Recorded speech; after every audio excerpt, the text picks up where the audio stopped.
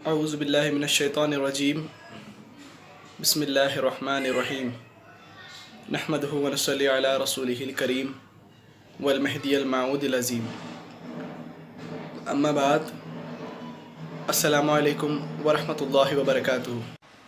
یوں تو یہ طے ہوا تھا کہ ربیع الاول سے 12 ربیع الاول تک میں سیرت نبی پاک حضرت محمد مصطفیٰ صلی اللہ علیہ وسلم آپ کے گوشے گزار کروں گا، لیکن یہ ممکن نہیں ہے کہ چند منٹ یا گھنٹوں کی ویڈیو میں یا چند گھنٹوں کی تقاریر میں آپ صلی اللہ علیہ وسلم کی شان اور آپ کی سیرت بیان ہوں۔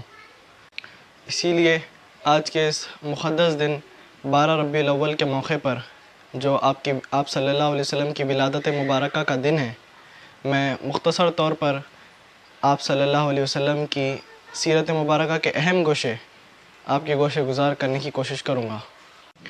نبی کریم حضرت محمد مصطفیٰ صلی اللہ علیہ وسلم 11 رمضان المبارک کو مدینہ منورہ سے روانہ ہوتے ہیں۔ آپ کے ساتھ آپ کے 10,000 اصحاب تھے، صحابہ اکرام تھے۔ جب آپ صلی اللہ علیہ وسلم اور آپ کے صحابہ اکرام مدینہ منورہ سے نکلے تو قریش ابو سفیان کے ناکام واپس آنے سے بہت پریشان تھے، اور ان کو بالکل بھی اندازہ نہیں تھا کہ مسلمانوں کے کیا ارادے ہیں، کیونکہ ان کے حلیفوں نے اور ان کے جاسوسوں نے انہیں کوئی بھی اطلاع نہیں دی تھی کہ مسلمانوں کے کیا ارادے ہیں۔ آپ صلی اللہ علیہ وسلم مدینہ منورہ سے نکل کر نہایت ہی تیزی کی رفتار میں مکہ مکرمہ کی طرف بڑھ رہے تھے۔ راستے میں حجفہ نام کے مقام پر آپ صلی اللہ علیہ وسلم آپ کے چچا حضرت عباس رضی اللہ تعالیٰ عنہ بن عبد المطلب سے ملتے ہیں، جو اپنے اہل ویال اور مسلمانوں کو لے کر مہاجر بن کر مدینہ منورہ کی طرف جا رہے ہوتے ہیں۔ آپ صلی اللہ علیہ وسلم حضرت عباس رضی اللہ تعالیٰ عنہ کو اپنے ہمراہ لے لیتے ہیں، اور تمام جو ان کے اہل ویال مسلمان تھے ان کو مدینہ منورہ بھیج دیتے ہیں۔ اب حضرت عباس رضی اللہ تعالیٰ عنہ اور تمام مسلمانوں کا مجموعہ تیزی سے مکہ مکرمہ کی طرف بڑھ رہا تھا۔ آپ صلی اللہ علیہ وسلم حضرت عباس رضی اللہ تعالیٰ عنہ اور تمام صحابہ اکرام کا 10,000 کا جو قافلہ تھا وہ وادی مرہ میں خیمہ زن ہوتا ہے۔ خیمے باندھے گئے اور آگ جلائی گئی، تمام لوگ آرام کے لیے قیام کرنے لگے۔ رات کے وقت چرواہوں کے ذریعے مکہ مکرمہ میں خبر پہنچ گئی کہ ایک بڑا سا قافلہ یا بڑا سا لشکر وادی مرہ میں قیام کیا ہوا ہے، خیمہ زن ہے۔ تو ابو سفیان تشویش میں پڑ گیا اور یہ دیکھنے کے لیے نکل پڑا کہ آخر کون ہے، اتنا بڑا قافلہ کس کا آ گیا ہے۔ آپ صلی اللہ علیہ وسلم نے حضرت عمر فاروق رضی اللہ تعالیٰ عنہ کو اپنی فوج کا ایک دستہ دے کر طلایہ گردی پر مامور کر دیا تھا، تاکہ دشمن شب خون نہ مار سکے۔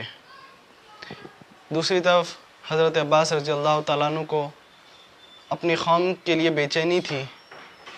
وہ جانتے تھے کہ جب اسلامی لشکر صبح مکہ مکرمہ پر حملہ گو ہوگا تو تمام قریش اور مکہ مکرمہ کا نشان نہ رہے گا۔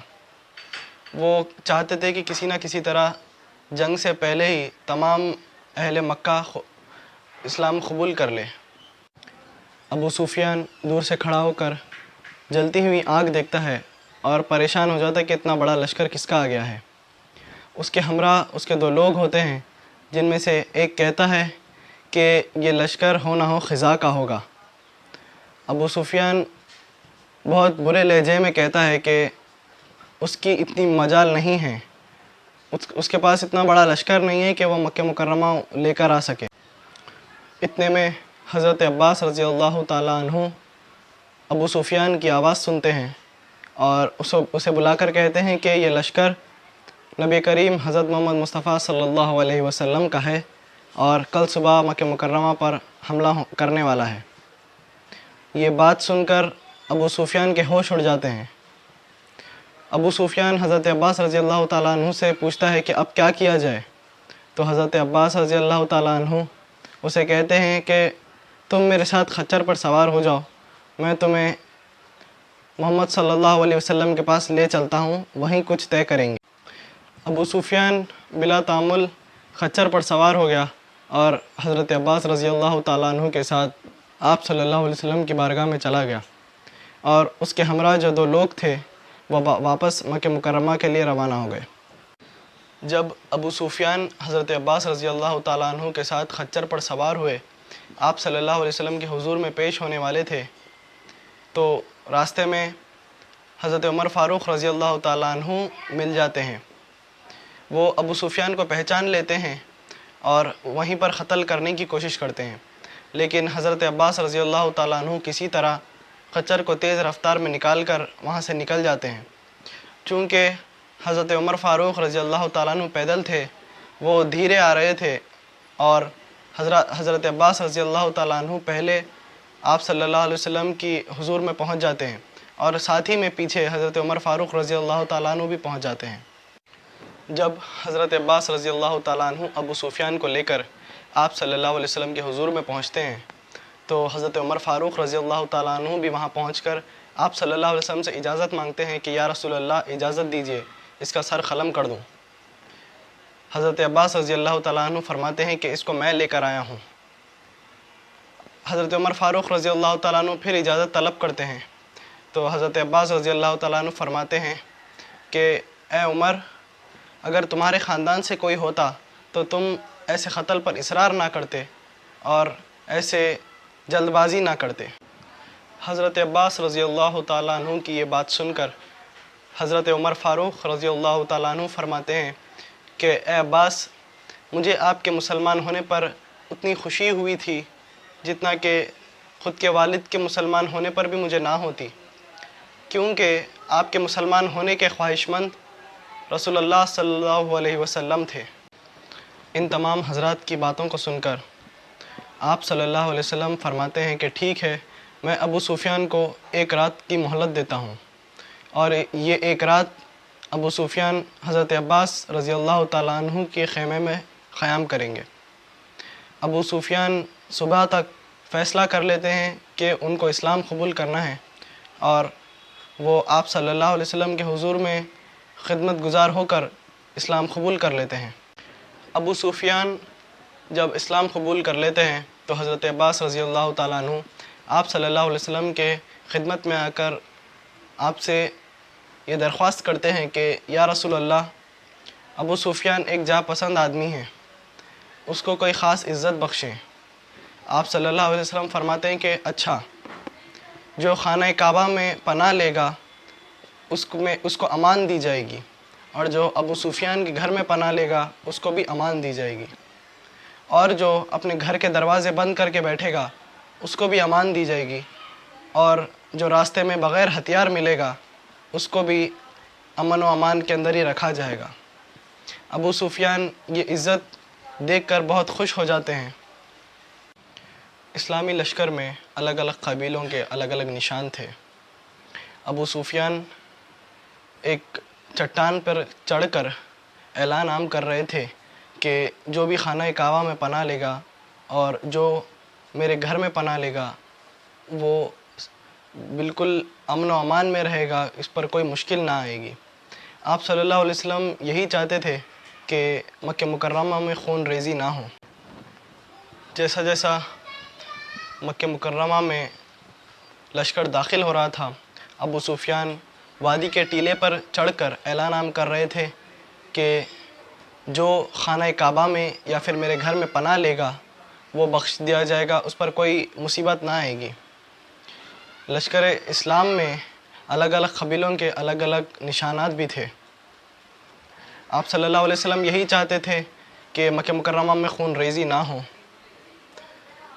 جیسا جیسا مکہ مکرمہ میں لشکر اسلام بڑھتا جا رہا تھا، آپ صلی اللہ علیہ وسلم کو وہ منظر یاد آ رہا تھا جب آپ صلی اللہ علیہ وسلم بالکل اکیلے مکہ مکرمہ سے نکل رہے تھے، اور یہ سوچ کر وہ اللہ کا شکر بجا لا رہے تھے کہ کس طرح واپس وہ ایک بڑے لشکر کے ساتھ مکہ مکرمہ میں داخل ہو رہے ہیں۔ آپ صلی اللہ علیہ وسلم آہستہ آہستہ اپنی سواری پر سوار ہو کر خانہ کعبہ میں داخل ہو رہے تھے۔ سواری کے ساتھ بیت اللہ کا طواف کیا اور اس کے بعد طلحہ رضی اللہ تعالیٰ عنہ حاجب کعبہ سے کنجی لیتے ہیں اور خانہ کعبہ میں داخل ہوتے ہیں. نماز چاشت ادا کی گئی اور پھر خانہ کعبہ کے دروازے پر چڑھ کر آپ صلی اللہ علیہ وسلم تقریر فرماتے ہیں اور تمام لوگ شرمساری کے عالم میں آپ صلی اللہ علیہ وسلم کے آگے سر جھکائے کھڑے ہوتے ہیں. آپ صلی اللہ علیہ وسلم کا وہ تاریخی خطبہ میں آپ کو پڑھ کر سنانا چاہوں گا. اللہ ایک ہے جس کا کوئی شریک نہیں. اس نے اپنا وعدہ سچا کر دکھایا، اپنے بندے کی مدد کی اور سارے گروہوں کو شکست دی. کسی شخص کو جو خدا اور رسول پر ایمان لایا ہے یہ جائز نہیں ہے کہ وہ مکے میں خون ریزی کرے. کسی سرسبز درخت کا کاٹنا بھی اس میں جائز نہیں ہے.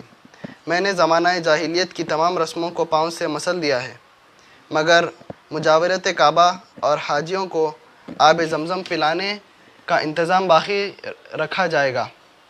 اے گروہ قریش، تم کو اللہ نے جاہلیت کے تکبر اور آبر پر فخر کرنے سے منع فرما دیا ہے. کل آدمی آدم سے اور آدم مٹی سے پیدا ہوئے تھے. خدا تعالیٰ فرماتا ہے کہ اے گروہ قریش، تم کو معلوم ہے کہ میں تمہارے ساتھ کیا سلوک کروں گا. یہ سوال سن کر قریش یعنی اہل مکہ نے کہا کہ ہم آپ سے بہتری کی امید رکھتے ہیں. آپ ہمارے بزرگ بھائی اور بزرگ بھائی کے بیٹے ہیں. آپ صلی اللہ علیہ وسلم نے یہ بات سن کر تمام لوگوں سے کہا کہ ٹھیک ہے، میں تم سے وہی کہوں گا جو یوسف علیہ السلام نے اپنے بھائیوں سے کہا تھا کہ آج تم پر کوئی ملامت نہیں ہوگی، جاؤ تم سب آزاد ہو. اپنے اس خطبے کو اختتام پر لاتے ہوئے آپ صلی اللہ علیہ وسلم کوہ صفا کی چٹان پر جا بیٹھے اور تمام مردوں سے اللہ اور اس کے رسول کی اطاعت کی بیعت لینے لگے. تمام مردوں سے بیعت لینے کے بعد آپ صلی اللہ علیہ وسلم نے حضرت عمر بن خطاب رضی اللہ تعالیٰ عنہ کو عورتوں سے بیعت لینے پر مامور فرمایا اور خود نفس و نفیس ان کے لیے استغفار کرتے رہے. اپنی اس مختصر سی ویڈیو کو اختتام پر لاتے ہوئے میں بارگاہ رب العزت میں دل کی گہرائیوں سے یہ دعا کرنا چاہتا ہوں کہ رسول اللہ صلی اللہ علیہ وسلم کی صدقے و طفیل میں ہمارے گناہ معاف کیے جائیں، ہمیں سچا امت محمدی بنائیں اور ہمیں سچا عاشق رسول بنائیں. ہمیں بزرگان دین کی تعلیمات پر عمل پیرا ہونے کی توفیق عطا فرمائیں. آمین ثم آمین. وآخر الدعوانا الحمد للہ رب العالمین. شکریہ.